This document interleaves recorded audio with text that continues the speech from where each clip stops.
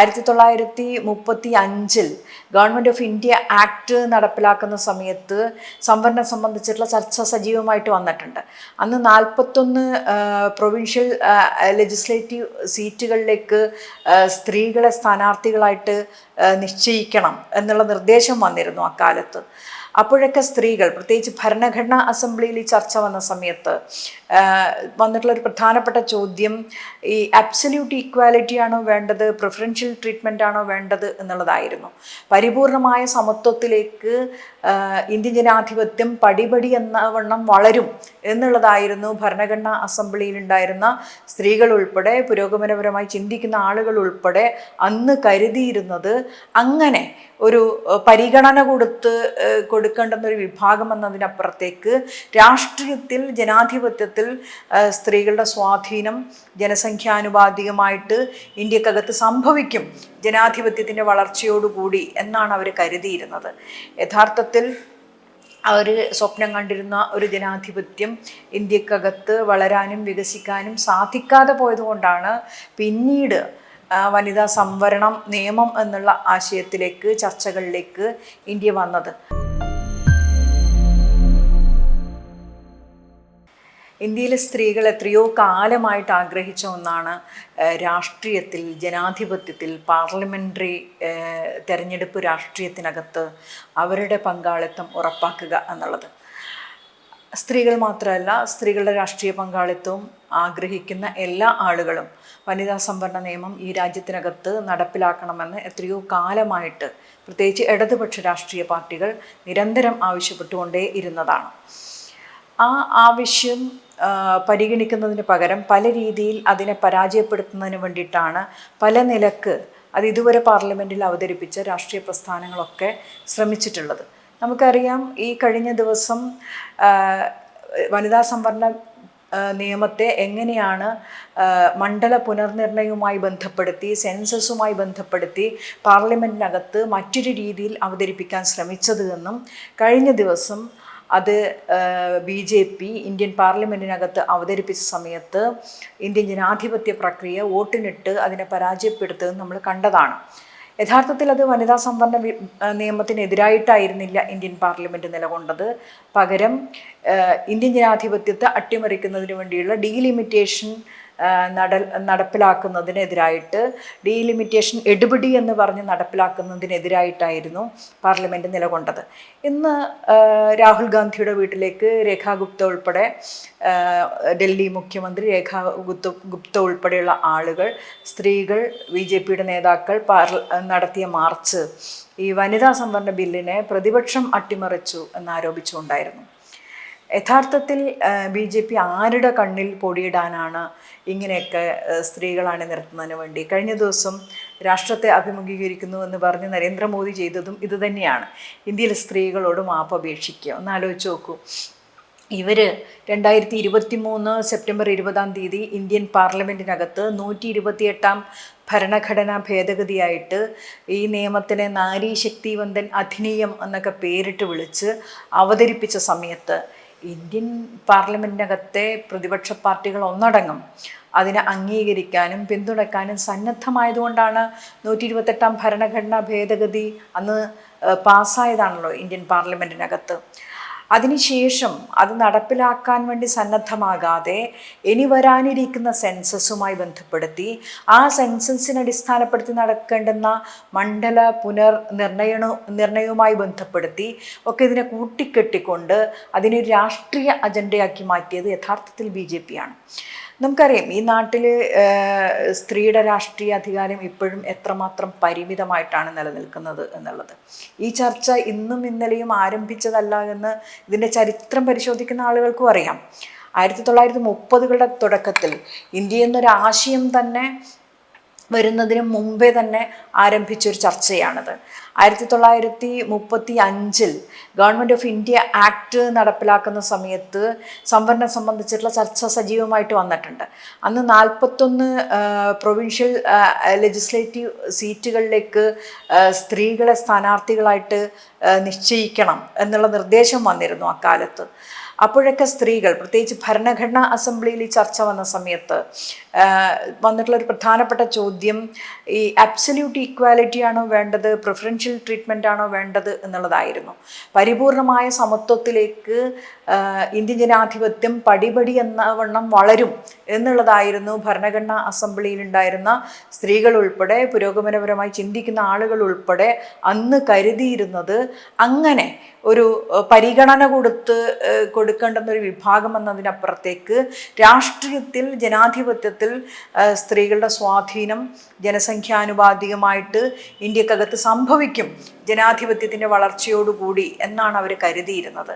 യഥാർത്ഥത്തിൽ അവർ സ്വപ്നം കണ്ടിരുന്ന ഒരു ജനാധിപത്യം ഇന്ത്യക്കകത്ത് വളരാനും വികസിക്കാനും സാധിക്കാതെ പോയതുകൊണ്ടാണ് പിന്നീട് വനിതാ സംവരണം നിയമം എന്നുള്ള ആശയത്തിലേക്ക്, ചർച്ചകളിലേക്ക് ഇന്ത്യ വന്നത്. അത് തന്നെ 1990കളുടെ തുടക്കത്തിൽ തന്നെ അത്തരം ചർച്ചകൾ നടക്കുന്നുണ്ട്. ബീജിംഗ് കൺവെൻഷൻ ചൈനയിൽ നടക്കുന്ന സമയത്ത് പൊതുവിൽ രാഷ്ട്രീയ അധികാര ശ്രേണിയിൽ സ്ത്രീകളില്ല എന്നുള്ള വലിയ വിമർശനം ലോകവ്യാപകമായി ഉയർന്നു വന്നപ്പോഴാണ് ആക്ഷൻ പ്ലാറ്റ്ഫോം ഉണ്ടാക്കുന്നത്. ആ പ്ലാറ്റ്ഫോമിൻ്റെ ഭാഗമായിരുന്നു ഇന്ത്യ. അങ്ങനെയാണ് ഇന്ത്യക്കും ഈ രീതിയിലേക്കുള്ള ചർച്ചകൾ ഇന്ത്യക്കകത്തും വികസിച്ചു വന്നത്. അതിനെ തുടർന്നാണ് 96ഓടുകൂടി, അതിനു മുമ്പേ നരസിംഹറാവു ഗവൺമെൻറ് കാലത്തൊക്കെ ചർച്ചകൾ വരുന്നുണ്ട്. പക്ഷേ 96-ലെ HD ദേവഗൗഡ മിനിസ്ട്രിയാണ് ആദ്യമായിട്ട് 81ാം ഭരണഘടനാ ഭേദഗതി എന്നുള്ള നിലയ്ക്ക് ഈ വനിതാ സംവരണ നിയമം പാർലമെൻറ്റിനകത്ത് അവതരിപ്പിച്ചത്. കുറച്ചെങ്കിലും അതിനോട് നീതി പുലർത്താൻ ശ്രമിച്ചൊരു ഭരണ സംവിധാനം അതായിരുന്നു എന്ന് നമുക്ക് പറയേണ്ടി വരും ഇപ്പം പിന്തിരിഞ്ഞ് ആലോചിക്കുന്ന സമയത്ത്. അങ്ങനെയാണ് ഗീതാ മുഖർജി കമ്മിറ്റിയെ നിയോഗിക്കുന്നത്. അത് സംബന്ധിച്ചിട്ടുള്ള പഠന റിപ്പോർട്ട് വളരെ പെട്ടെന്ന് തന്നെ ഗീതാ മുഖർജി സമിതി ഇന്ത്യൻ പാർലമെൻറ്റിൽ സബ്മിറ്റ് ചെയ്യുന്നത്. അപ്പോഴേക്കും സംഭവിച്ചത് ആ മിനിസ്ട്രി തന്നെ ഇല്ലാതായിപ്പോയി എന്നുള്ളതാണ്. അങ്ങനെ ആ ഭരണഘടനാ ഭേദഗതി അന്ന് നടപ്പിലാക്കാൻ വേണ്ടി കഴിഞ്ഞില്ല. പിന്നീട് 98-ൽ വാജ്പേയിയുടെ കാലത്ത്, 99-ൽ, 2002-ൽ, 2003-ൽ, പിന്നീട് മൻമോഹൻ സിംഗിൻ്റെ കാലത്തൊക്കെ ഇതൊരു പ്രഹസനം എന്നോണം ഇന്ത്യൻ പാർലമെൻറ്റിനകത്ത് അവതരിപ്പിക്കുന്നുണ്ട്. ഇപ്പോൾ ഇതാ സ്ത്രീകളുടെ സംവരണം നടപ്പിലാക്കാൻ വേണ്ടി പോകുന്നു എന്നുള്ള മട്ടിലാണ് അവതരിപ്പിക്കുക. പക്ഷെ അത് അവതരിപ്പിക്കുന്ന ആളുകൾ തന്നെ അതിനെ പരാജയപ്പെടുത്തുന്നതിന് വേണ്ടി എന്തെങ്കിലും രീതിയിലുള്ള മുട്ടാപ്പോക്ക് ന്യായം അതിൻ്റെ ഭാഗമായിട്ട് വെക്കുകയും അത് അവതരിപ്പിച്ച ആളുകൾ തന്നെ അത് നടപ്പിലാക്കാതിരിക്കാനുള്ള വലിയ രീതിയിലുള്ള ഗവേഷണവും പരീക്ഷണവും നടത്തിയിട്ടാണ് അത് ഇന്ത്യൻ പാർലമെൻറ്റിനകത്ത് അവതരിപ്പിച്ചിട്ടുള്ളത്. യഥാർത്ഥത്തിൽ അതിൻ്റെ തുടർച്ച തന്നെയാണ് BJP ചെയ്തിട്ടുള്ളത്. BJPക്ക് പറഞ്ഞ വാക്കിൽ എന്തെങ്കിലും വിലയുണ്ടായിരുന്നെങ്കിൽ, അതിനകത്ത് എന്തെങ്കിലും അവരെ സംബന്ധിച്ചിടത്തോളം നടപ്പിലാക്കാനുള്ള താല്പര്യമുണ്ടായിരുന്നു എങ്കിൽ നിശ്ചയമായും അവർക്ക് നടപ്പിലാക്കാൻ 2023 സെപ്റ്റംബറിൽ പാസ്സാക്കിയ നിയമം 2024 തന്നെ പാർലമെൻറ്റ് തെരഞ്ഞെടുപ്പിനകത്ത് സ്ത്രീകളുടെ സംവരണം നടപ്പിലാക്കായിരുന്നു. ഡീലിമിറ്റേഷൻ്റെയോ സീറ്റ് വർധനവിൻ്റെയോ ഒരാവശ്യവുമില്ലാതെ തന്നെ പാർലമെൻറ്റിനകത്ത് സ്ത്രീ സംവരണം നടപ്പിലാക്കായിരുന്നു. 543 സീറ്റുകൾക്കകത്ത് 181 സ്ത്രീ സംവരണ മണ്ഡലങ്ങൾ നിശ്ചയിച്ച് ആ മണ്ഡലങ്ങൾക്കകത്ത് സ്ത്രീകളെ മത്സരിപ്പിച്ചുകൊണ്ട് അവർക്ക് വന്നിരിക്കാൻ പാകത്തിൽ ഇന്ത്യൻ പാർലമെൻറ്റിനകത്ത്, അങ്ങനെയാണെങ്കിൽ ഇന്ന് 181 ആളുകൾ ആ പാർലമെൻറ്റിനകത്തിരിക്കുമായിരുന്നു. ഇപ്പോൾ ഉള്ളത് 82 ആളുകൾ മാത്രമാണ്. 15% മാത്രമേ വരുന്നുള്ളൂ.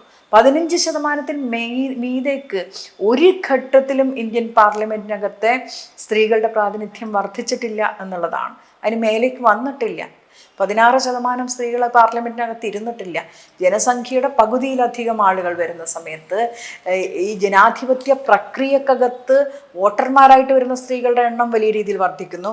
വോട്ടർമാരെന്നുള്ള നിലക്ക് മാത്രമല്ല, വോട്ടിംഗ് പ്രക്രിയക്കകത്ത് എത്ര പേർ വോട്ട് ചെയ്തു എന്നുള്ളതിൻ്റെ പങ്കാളിത്തം പരിശോധിക്കുമ്പോൾ പോലും പുരുഷന്മാരെക്കാൾ എത്രയോ കൂടുതൽ സ്ത്രീ വോട്ടർമാരാണ് വോട്ടവകാശം വിനിയോഗിച്ചിട്ടുള്ളത്. ഈ നിയമസഭാ തെരഞ്ഞെടുപ്പിൻ്റെ കണക്കിന് സൂചിപ്പിക്കുന്നത് അത് എത്രയോ അധികമാണ് സ്ത്രീകളുടെ എണ്ണം എന്നുള്ളതാണ്. രാഷ്ട്രീയ പ്രക്രിയക്കകത്ത് ഇത്രയധികം ജാഗ്രതയോടുകൂടി സ്ത്രീകൾ ഇടപെടുന്ന കാലം വന്നിട്ടും അധികാര ശ്രേണിയിലേക്ക് അവരുടെ പ്രാതിനിധ്യം വർദ്ധിപ്പിക്കാൻ സാധിക്കുന്നില്ല എന്നുള്ളതാണ്. നമുക്കറിയാം 73-74 ഭരണഘടനാ ഭേദഗതി 1992-ൽ നടപ്പിലാക്കിയ സമയത്ത് പാസ്സാക്കി, 93-ൽ നടപ്പിലാക്കി. ആ നടപ്പിലാക്കിയ ഘട്ടത്തിൽ എവിടെയും അധിക കസേര കൊണ്ടുപോയി ഇട്ടിട്ടോ ഡീലിമിറ്റേഷൻ നടപ്പിലാക്കിയിട്ടോ സീറ്റുകളുടെ എണ്ണം വർദ്ധിപ്പിച്ചിട്ടോ ആയിരുന്നില്ല തദ്ദേശ സ്വയംഭരണ സ്ഥാപനങ്ങൾക്കകത്തും കോർപ്പറേഷൻ മുനിസിപ്പാലിറ്റികൾക്കകത്തും സ്ത്രീ 33% സംവരണം എന്നുള്ളത് യാഥാർത്ഥ്യമാക്കിയത്. പിന്നീട് അത് 51% എത്തി നിൽക്കുന്നു കേരളത്തിനകത്ത്. അവരെല്ലാ ആളുകളും, അന്ന് എന്തൊക്കെ വിമർശനമായിരുന്നു അതിനെതിരായിട്ട് വന്നിട്ടുള്ളത്. പക്ഷെ മികച്ച ഭരണാധികാരികൾ എന്നുള്ള നിലയ്ക്ക് പേരെടുക്കാൻ സ്ത്രീകൾക്ക് സാധിക്കും. അധികാരമെന്നതും രാഷ്ട്രീയത്തിനകത്തുള്ള ഇടപെടലുകളും സ്ത്രീകൾ എന്നുള്ളത് പരിമിതികൾ ഒന്നുമില്ലാതെ ഇടപെടാനുള്ള സാധ്യതകൾ തുറന്നു വെച്ചതായിരുന്നു 73-74 ഭരണഘടനാ ഭേദഗതി. അന്നുണ്ടായിരുന്നൊരു ഇച്ഛാശക്തി ഇന്നത്തെ BJP സംവിധാനത്തിന് ഉണ്ടായിരുന്നുവെങ്കിൽ 2024 പാർലമെന്റ് ഇലക്ഷനകത്ത് ആ സീറ്റ് വർദ്ധിപ്പിക്കാൻ സാധിച്ചില്ല. അതിനനുസരിച്ചിട്ട് സ്ത്രീ പങ്കാളിത്തം ഉറപ്പാക്കാൻ വേണ്ടി കഴിഞ്ഞില്ലല്ലോ. ഒന്നിത് ആലോചിക്കേണ്ടത്, 2023 സെപ്റ്റംബർ മാസം ഈ നിയമം പാർലമെന്റിനകത്ത് അവതരിപ്പിക്കുന്ന സമയത്ത് തന്നെ അന്താരാഷ്ട്ര തലത്തിൽ ഗ്ലോബൽ ജെൻഡർ ഗ്യാപ്പ് റിപ്പോർട്ട് പുറത്തു വന്നിട്ടുണ്ട്. 2023 142 രാജ്യങ്ങളുടെ പട്ടിക എടുക്കുന്ന സമയത്ത് ഇന്ത്യ 146 രാജ്യങ്ങളുടെ പട്ടിക എടുക്കുന്ന സമയത്ത് ഇന്ത്യ 142 സ്ഥാനത്താണുള്ളത്. നമുക്ക് പുറകിലാകെ 4 രാജ്യങ്ങൾ മാത്രമേ ഉള്ളൂ. ജനാധിപത്യത്തിൻ്റെ ഏറ്റവും വലിയ രാഷ്ട്രം എന്നൊക്കെ നമ്മൾ പറയുന്ന സമയത്തും ആ ജനാധിപത്യ രാജ്യം ഏകാധിപത്യവും രാജാധികാരവും ഒക്കെ നിലനിൽക്കുന്ന രാജ്യങ്ങളെ പിന്തള്ളിക്കൊണ്ട് ഒരു ജനാധിപത്യ രാജ്യം എങ്ങനെയാണ് ഈ ജെൻഡർ ഗ്യാപ്പിനകത്ത് ഇത്രയധികം ഗ്യാപ്പുള്ള സ്ത്രീ പുരുഷ അസമത്വം നിലനിൽക്കുന്ന രാഷ്ട്രമായി മാറിയത്? എല്ലാ നിലയ്ക്കും അത് മാറി എന്നുള്ളതാണ്. അതിനെ പരിഹരിക്കാനുള്ള ഒരു നടപടി മാത്രമാണ് വനിതാ സംവരണം എന്നുള്ളത്. എന്നിട്ട് അങ്ങനെ ഒരു ഇന്ത്യക്കകത്ത് വനിതാ സംവരണ നിയമം നടപ്പിലാക്കുന്നതിന് വേണ്ടി ഈ രീതിയിൽ ഡീലിമിറ്റേഷനുമായിട്ടും സെൻസസുമായും അതിനെ കണക്ട് ചെയ്തതിന് ഈ നാടിനോട്, ഈ രാജ്യത്തിനോട് BJP മറുപടി പറയേണ്ടതായിട്ടുണ്ട്. എന്തിനായിരുന്നു ഇത് ഒറ്റയ്ക്ക് ഈ നിയമം പാസ്സാക്കി എടുത്തിട്ടും അതിനെന്തിനാണ് ഈ പറയും വിധം ഈ 128 അമെൻമെൻറ്റും 131 അമെൻമെൻറ്റും ഒക്കെ ആയിട്ട് കൂട്ടിച്ചേർക്കേണ്ടെന്ന ആവശ്യം ഇന്ത്യൻ പാർലമെൻറ്റിനകത്ത് ഉണ്ടായിരുന്നില്ലല്ലോ. മാത്രമല്ല, ഡീലിമിറ്റേഷൻ എന്നുള്ള ഒരാശയം ഇന്ത്യ പോലുള്ള ഒരു രാജ്യത്തിനകത്ത് ജനാധിപത്യത്തെ അട്ടിമറിക്കാനുള്ള ഒരാശയമായിട്ട് BJPയും RSSും കൊണ്ടുവരാൻ ശ്രമിക്കുന്നു എന്നുള്ളതാണ്. ഇവരുടെ ഹിന്ദി ഹൃദയഭൂമി എന്നൊക്കെ പറയുന്ന BJP ഭരിക്കുന്ന സംസ്ഥാനങ്ങൾക്കകത്ത് ജനസംഖ്യാ നിയന്ത്രണം ഫലപ്രദമായി നടപ്പിലാക്കാതെ പോയതുകൊണ്ട് അവിടെ ജനസംഖ്യ വർദ്ധിച്ചു വന്നതും നമ്മുടെ ഡീലിമിറ്റേഷൻ സംബന്ധിച്ചുള്ള സങ്കല്പങ്ങൾക്കകത്തൊക്കെ എപ്പോഴും നിലനിൽക്കുന്നത് ജനസംഖ്യ തന്നെയാണ്, ഒരു ഭൂവിസ്തൃതിയല്ല, ജനസംഖ്യ തന്നെയാണ്. അങ്ങനെ നോക്കുന്ന സമയത്ത് ഇന്ത്യയെ മുന്നോട്ട് വെച്ച ജനസംഖ്യ നിയന്ത്രണം എന്ന ആശയം ഫലപ്രദമായി നടപ്പിലാക്കിയ സംസ്ഥാനങ്ങൾക്ക് രാഷ്ട്രീയ അധികാരത്തിൽ അവരുടെ ഇടം കുറഞ്ഞു വരികയും അതല്ലാത്ത ഇടങ്ങൾ വർദ്ധിച്ചു വരികയും ഹിന്ദി ഹൃദയഭൂമിയെ മാത്രം ഒരു വലിയ പ്രദേശമാക്കി എടുത്തുകൊണ്ട് BJPക്ക് തുടർന്നും അധികാരം നിലനിർത്താനുള്ള ഒരു അവസരമാക്കിയിട്ട് ഉപയോഗിക്കാനുള്ള രാഷ്ട്രീയമായിട്ടുള്ള ക്രിമിനൽ ബുദ്ധിയാണ് യഥാർത്ഥത്തിൽ അതിൻ്റെ പുറകിൽ പ്രവർത്തിച്ചിട്ടുള്ളത്. അത് ഇന്ത്യ തിരിച്ചറിഞ്ഞു എന്നുള്ളതും അത് ഇന്ത്യൻ ജനാധിപത്യത്തിന് വോട്ടിനിട്ട് പരാജയപ്പെടുത്താൻ വേണ്ടി കഴിഞ്ഞു എന്നുള്ളതും ചെറിയ കാര്യമല്ല. അതിനൊരു ഷുഗർ കോട്ടിംഗ് ആയിട്ടാണ് യഥാർത്ഥത്തിൽ വനിതാ സംവരണത്തെ മറയാക്കാൻ വേണ്ടി ശ്രമിച്ചത്. വനിതാ സംവരണം പോലെ ഒരു അതിഗംഭീരമായ ഒരു ആശയത്തെ ജനാധിപത്യത്തെ അട്ടിമറിക്കാനുള്ള ഒരു ആശയവുമായിട്ട് ചേർത്ത് വെച്ചു എന്നുള്ളതിന് ഇന്ത്യൻ ജനാധിപത്യം ഒരു കാലത്തും BJPയോട് പൊറുക്കില്ല എന്നുള്ളത് തന്നെയാണ് വസ്തുത. ഇനിയും ഈ BJPക്ക് സ്ത്രീകളോടൊക്കെ മാപ്പ് പറഞ്ഞ നരേന്ദ്രമോദിക്ക് ഇന്ന് പ്രകടനം നടത്തിയ BJPയുടെ ജനപ്രതിനിധികൾ, രേഖാ ഗുപ്ത ഉൾപ്പെടെയുള്ള പാർലമെൻറ്റിലെ BJP അംഗങ്ങൾ ഉൾപ്പെടെയുള്ള ആളുകൾക്ക് ചെയ്യാവുന്നത് 2023 സെപ്റ്റംബറിൽ പാസ്സാക്കിയ ഭരണഘടനാ ഭേദഗതി അതെങ്ങനെയാണ് അതുമാത്രമായിട്ട് ഇംപ്ലിമെൻറ്റ് ചെയ്യാൻ വേണ്ടി പറ്റുക, നടപ്പിലാക്കാൻ വേണ്ടി പറ്റുക എന്നുള്ള ചർച്ച ഇന്ത്യൻ പാർലമെൻറ്റിനകത്ത് ഉയർത്തിക്കൊണ്ടുവരികയും അത് നടപ്പിലാക്കാൻ വേണ്ടി ഇടപെടുകയും ചെയ്യുക എന്നുള്ളതാണ്. ഡീലിമിറ്റേഷൻ എന്ന ആശയത്തെ സെൻസസുമായി ബന്ധപ്പെടുത്തി മണ്ഡല പുനർനിർണയവുമായി ബന്ധപ്പെടുത്തിയിട്ടുള്ള ആശയങ്ങളെ ഈ വനിതാ സംവരണം എന്ന ആശയത്തിൽ നിന്ന് അടർത്തി മാറ്റി വനിതാ സംവരണ നിയമത്തെ ആ രീതിയിൽ തന്നെ അവതരിപ്പിക്കാൻ സാധിക്കുക എന്നുള്ളതാണ്. സ്ത്രീകളുടെ രാഷ്ട്രീയ അധികാരം എന്നുള്ളത് എത്രയോ കാലമായിട്ട് അതിനെ തടഞ്ഞു വെക്കുന്ന ആശയങ്ങൾ ഏതോ കാലത്ത് തുടങ്ങിയതാണ്. നമുക്കറിയാം, വോട്ടവകാശത്തിൻ്റെ സമയത്ത് പറഞ്ഞിരുന്നത് സ്ത്രീകൾക്ക് ജനാധിപത്യ പ്രക്രിയയിൽ പങ്കെടുക്കാൻ ആവശ്യമായിട്ടുള്ള തീരുമാനമെടുക്കാനുള്ള വിവേചന ബുദ്ധിയില്ല, തലച്ചോറിന് വലിപ്പമില്ല എന്നാണ് പണ്ട് അരിസ്റ്റോട്ടിൽ ഉൾപ്പെടെയുള്ള ആളുകൾ പറഞ്ഞിട്ടുള്ളത്. അതിന് ആ വാദത്തെ ഖണ്ഡിക്കും വിധം ലോകം മുന്നോട്ട് വന്നിട്ടും നമ്മളും ഇപ്പോഴും കരുതുന്നത് ആ നിലക്ക് തന്നെയാണ് എന്നുള്ളതാണ് ഡീലിമിറ്റേഷനെ കുറിച്ച്. ഒരു ഈ പറയും വിധം 528 ആളുകൾ ഇരിക്കുന്ന ഒരു മുറിയിലേക്ക് സ്ത്രീകൾ കയറി വരണമെങ്കിൽ 100 ആളുകൾ ഇരുന്ന സീറ്റിൽ നിന്ന് എണീറ്റ് കൊടുത്താൽ മാത്രമേ 100 ആളുകൾക്ക് അധികമായി വന്നിരിക്കാനും 181 സീറ്റിലേക്ക് വനിതാ സംവരണം 33% നടപ്പിലാക്കണമെങ്കിൽ 100 ആൾ ഇരുന്നിടത്ത് എണീറ്റ് കൊടുക്കണം പുരുഷന്മാരായിട്ടുള്ള ആളുകൾ. അതിന് സന്നദ്ധമല്ല, പകരം അഡീഷണൽ സീറ്റ് കൊണ്ടുപോയിടും. എന്നിട്ട് ആ അഡീഷണൽ സീറ്റിൽ കുറച്ച് സീറ്റിൽ നിങ്ങളിരുന്നോ എന്നുള്ളൊരു ഔദാര്യമാണ് ഡീലിമിറ്റേഷനുമായിട്ട് വനിതാ സംവരണത്തെ കൂട്ടിക്കെട്ടുമ്പം എത്രമാത്രം സ്ത്രീവിരുദ്ധമായിട്ടാണ് വനിതാ സംവരണം ഉൾപ്പെടെ നടപ്പിലാക്കാൻ BJP ശ്രമിച്ച വഴി എന്നുള്ളത് ഒന്ന് സ്ത്രീവിരുദ്ധമാണ്, മറ്റൊന്ന് രാജ്യത്തിൻ്റെ ജനാധിപത്യത്തെ തകർക്കുന്നതാണ്.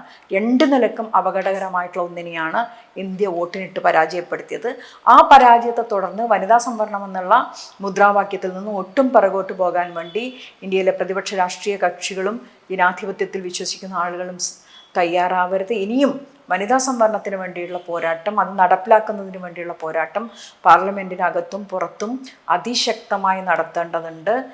അങ്ങനെ വരുന്ന സമയത്ത് നിശ്ചയമായും അതിനകത്ത് ദളിത് പങ്കാളിത്തത്തെക്കുറിച്ച്, OBC സംവരണത്തെക്കുറിച്ച്, ന്യൂനപക്ഷ വിഭാഗങ്ങളുടെ പങ്കാളിത്തത്തെക്കുറിച്ചൊക്കെ ഉത്കണ്ഠപ്പെടുന്നുണ്ട്.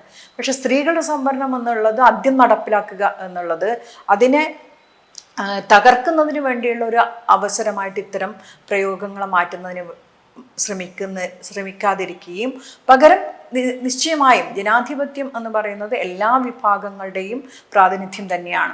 ദളിത് പ്രാതിനിധ്യം ഇപ്പോൾ ഉള്ളതിലും വർദ്ധിപ്പിക്കേണ്ടതുണ്ട്. ന്യൂനപക്ഷ വിഭാഗങ്ങളെ വളഞ്ഞിട്ട് ആക്രമിക്കുന്ന സമയത്ത് ന്യൂനപക്ഷവുമായി ബന്ധപ്പെട്ടുള്ള സംവരണത്തെക്കുറിച്ച് നമ്മൾ എടുത്തു പറയേണ്ടതുണ്ട്. OBC വിഭാഗത്തെക്കുറിച്ച് പറയേണ്ടതുണ്ട്. ഇതൊക്കെ പറയേണ്ടതുണ്ട്. പക്ഷേ അത് വനിതാ സംവരണം എന്ന ഒരു മുദ്രാവാക്യത്തെ ദുർബലപ്പെടുത്തുന്ന രീതിയിലാകരുത്, അതിനെ ശക്തിപ്പെടുത്തുന്ന രീതിയിൽ തന്നെ ആകേണ്ടതുണ്ട് അത്തരം കാര്യങ്ങൾ ഉന്നയിക്കുന്ന സമയത്ത് എന്നുള്ളത് കൂടി നമ്മൾ ഓർക്കേണ്ടതുണ്ട്. ഈ അവസരത്തിൽ ഇന്ത്യൻ ജനാധിപത്യത്തിലേക്ക്, ഇന്ത്യൻ പാർലമെൻ്ററി രാഷ്ട്രീയത്തിലേക്ക് സ്ത്രീകളുടെ എണ്ണം വർദ്ധിപ്പിക്കുക എന്നുള്ളത് പാർലമെൻ്ററി ജനാധിപത്യത്തെ കുറച്ചുകൂടി കാലാനുസൃതമായിട്ട് മുന്നോട്ട് കൊണ്ടുപോകുക എന്ന് തന്നെയാണ് അർത്ഥം. അവിടെ സ്ത്രീകളില്ല എന്ന് പറഞ്ഞു കഴിഞ്ഞാൽ ജനസംഖ്യയുടെ പകുതിയോളം വരുന്ന വിഭാഗത്തെ അവിടെ അടയാളപ്പെടുത്താൻ ഇപ്പോഴും സാധിക്കുന്നില്ല എന്നുള്ളത് തന്നെയാണ്. അങ്ങനെ വരുന്ന സമയത്ത് ജനാധിപത്യം എത്രമാത്രം പരിമിതമായി പോയി എന്നുള്ളത് ഇനിയുള്ള കാലവും പറഞ്ഞുകൊണ്ടേയിരിക്കും. അങ്ങനെ പറയാനൊരു അവസരം കൊടുക്കാത്ത വിധം വനിതാ സംവരണ നിയമം നടപ്പിലാക്കുന്നതിന് വേണ്ടിയുള്ള രാഷ്ട്രീയ ഇച്ഛാശക്തി ഉണ്ടെങ്കിൽ BJP അതിന് സന്നദ്ധമാകണം. BJPയെ കൊണ്ട് അത്തരം തീരുമാനമെടുപ്പിക്കാൻ കഴിയും വിധം പാർലമെൻറ്റിനകത്തും പുറത്തും വലിയ രീതിയിലുള്ള സമരങ്ങൾ ഉയർന്നു വരേണ്ടതുണ്ട്.